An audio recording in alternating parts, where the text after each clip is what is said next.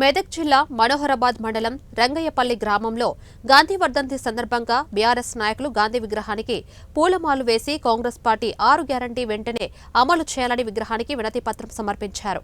గత ప్రభుత్వంలో అమల్లో ఉన్న పథకాలే ఈ కాంగ్రెస్ పార్టీ 6 గ్యారంటీలుగా మార్చారని శేఖర్ గౌడ్ విమర్శించారు. ఏ ఒక్క గ్యారంటీ ఫుల్ఫిల్ గా చేయకుండా కాలం గడుపుతుందని ఎద్దేవా చేశారు.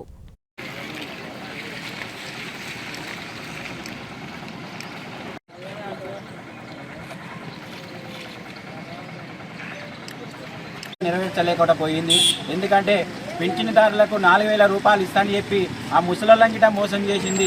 అదే మహిళలను మోసం చేసింది. ఆ పిరి బస్ అని పెట్టి చాలామందిని మోసం చేసి ఈరోజు గద్దె ఎక్కింది. 6 గ్యారంటీలని చెప్పి ఒక్క ఆమె గిట్ట నెరవేర్చలేకపోయింది. ఉన్నటువంటి ఇప్పుడు భూమి ఉన్న వాళ్ళకు పైసలు పడతాయని చెప్పారు, కానీ ఇప్పటి వరకు గిట ₹1 గిట పడలేదు. అదే రాత్రి 1 గంటకు ఆఫీసులు బంద్ అవుతాయి కానీ 1 గంటకు పైసలు పడతాయని చెప్పిండు.